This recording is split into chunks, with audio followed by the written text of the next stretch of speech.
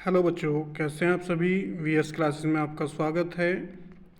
आज का टॉपिक है हमारा कंकाल में लैंगिक अंतर या gender difference in the skull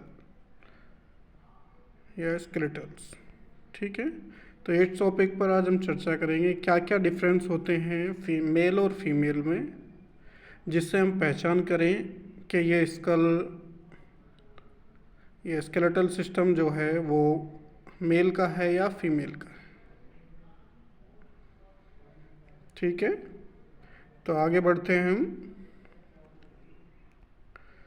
पुरुष और महिलाओं के कंकाल की संरचना आमतौर पर समान होती है, लेकिन शरीर के आकार, संरचना और प्रजनन कार्यों में अंतर के कारण कुछ महत्वपूर्ण भिन्नताएं होती हैं।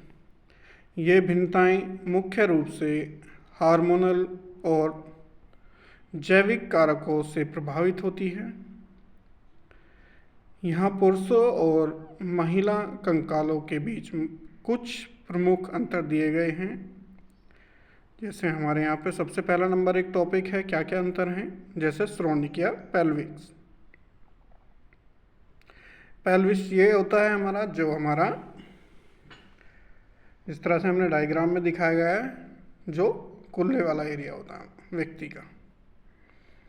ठीक है, तो इसमें क्या क्या डिफरेंस होते हैं मेल और फीमेल में हम चर्चा करेंगे आगे। पहले बात करते हैं सबसे पहले महिलाओं की। महिलाओं श्रोणिक प्रसव को ध्यान में रखते हुए चौड़ी और अधिक गोल होती है। जो ये होती है ये चौड़ी और अधिक गोल होती है। श्रोणि का उद्घाटन बड़ा और गोल होता है।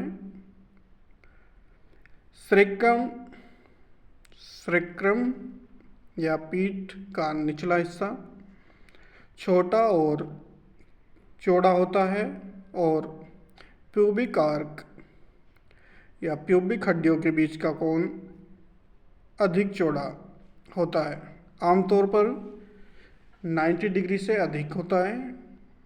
कौन सा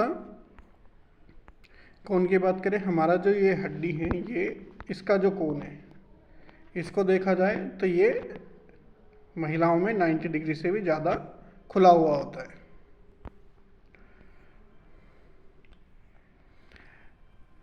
अब बात करते हैं आगे। श्रोणिक का बाहरी हिस्सा जहाँ से बच्चा गुजरता है बड़ा होता है।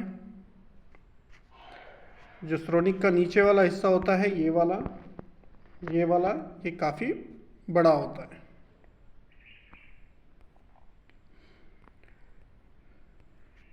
अब बात करते हैं पुरुष की। पुरुष श्रोणिक संक्रिय और दिल के आकार की होती है, जैसा कि ऊपर दिखाया गया चित्र में। ये संक्रिय और दिल के आकार की होती है। सैक्रम लंबा और अधिक मुड़ा हुआ होता है। प्यूबिक आर्क संकरा होता है, आमतौर पर 90 डिग्री से कम का होता है। तो इसका कोण आप जैसे देख रहे होगे ये 90 डिग्री से कम है। ये वाला बना हुआ कोण यहाँ से यहाँ तक का तुम्हारा ये 90 डिग्री से कम का है। अब बात करते हैं डिफरेंस किसमें, खोपड़ी में या स्कल। क्या क्या डिफरेंस रहते हैं महिला और पुरुष की खोपड़ी को अगर देखकर हम जज करें कि पुरुष की है या महिला की है। तो पहले पुरुष की बात करेंगे हम। यह आकार में बड़ी और अधिक सुदृढ़ होती है। भौहों की हड्डियां अधिक उभरी हुई होती हैं।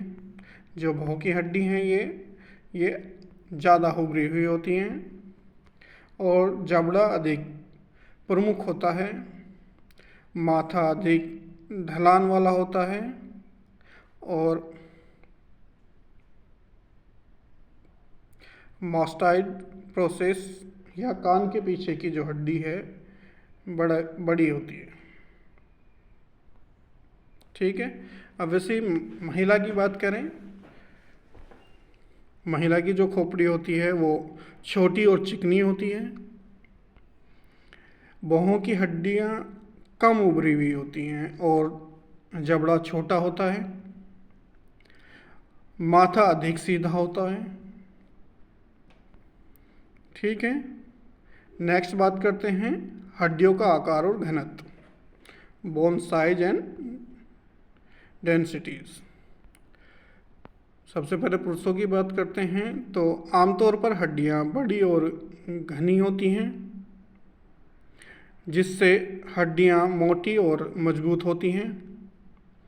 हड्डियां भारी और अधिक मजबूत होती हैं ताकि अधिक मांसपेशी भार को सहारा दे सके। औसत में पुरुषों की ऊंचाई और अंगों की लंबाई अधिक होती है। अगर बात करें महिला से तो पुरुषों की ज़्यादा ऊंचाई और अंगों की लंबाई भी अधिक होती है। अब बात करते हैं महिलाओं की, महिला कंकाल की।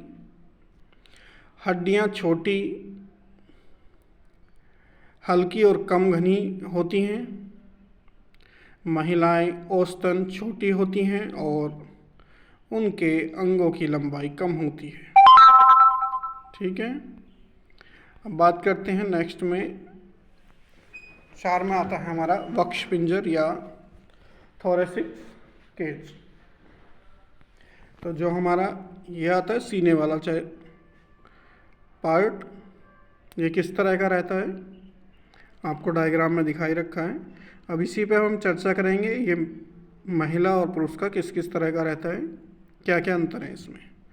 तो सबसे पहले पुरुष की बात करते हैं। पुरुष वक्ष पिंजर बड़ा और अधिक विस्तारित होता है। ये बड़ा होता है और अधिक विस्तारित होता है। छाती चौड़ी होती है और कंधों के से लेकर कुल्लों तक का अनुपात अधिक होता है। जो इनके कंधे हैं ये थोड़े बड़े रहेंगे और छाती भी चौड़ी रहती है। ठीक है, अब बात करते हैं महिलाओं की। महिला वक्ष पिंजर संकरा और छोटा होता है ताकि ऊपरी शरीर संकरा रहे। कंधे आमतौर पर पुरुषों की तुलना में कम चौड़े होते हैं। ठीक है, कंधे भी छोटे होते हैं। अब बात करते हैं अंग अनुपात की। तो यहाँ पे जैसे दिखा रखा है आपको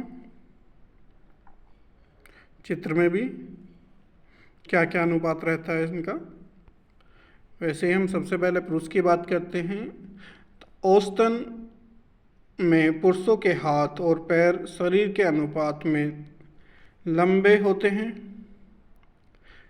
सेम अगर महिलाओं की आगे बात करें, महिलाओं के हाथ और पैर शरीर के अनुपात से छोटे होते हैं, जिससे उनका गुरुत्वाकर्षण केंद्र कम होता है, जो संतुलन को और एथलेटिक्स प्रदर्शन को प्रभावित कर सकते हैं, जैसे दौड़ना, भागना, उठना, इन सभी चीज़ों को प्रभावित करते हैं। नेक्स्ट है हमारा जोड़ों की संरचना।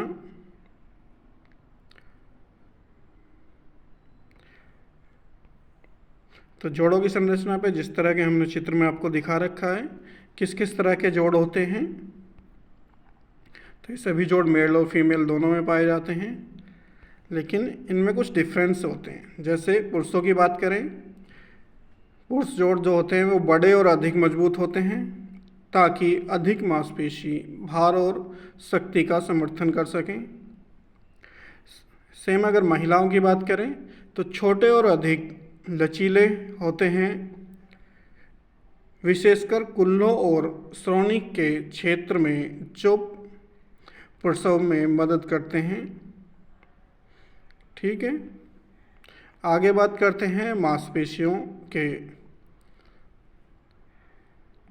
संलग्न बिंदु कौन कौन से हैं। सबसे पहले पुरुषों की बात करें तो मांसपेशियों के संलग्न बिंदु अधिक प्रमुख होते हैं, क्योंकि पुरुषों की मांसपेशियों की मात्रा अधिक होती है, खासकर कंधों, छाती और अंगों के आसपास।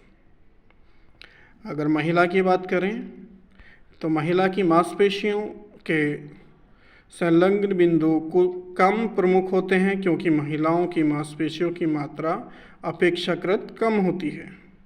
ये अंतर विभिन्न क्षेत्रों जैसे चिकित्सा, खेल विज्ञान और एग्रोनॉमिक्स में महत्वपूर्ण होते हैं ताकि लिंग विशेषताएं, विशिष्ट आवश्यकताओं और स्वास्थ्य संबंधी चिंताओं को ध्यान में रखा जा सके।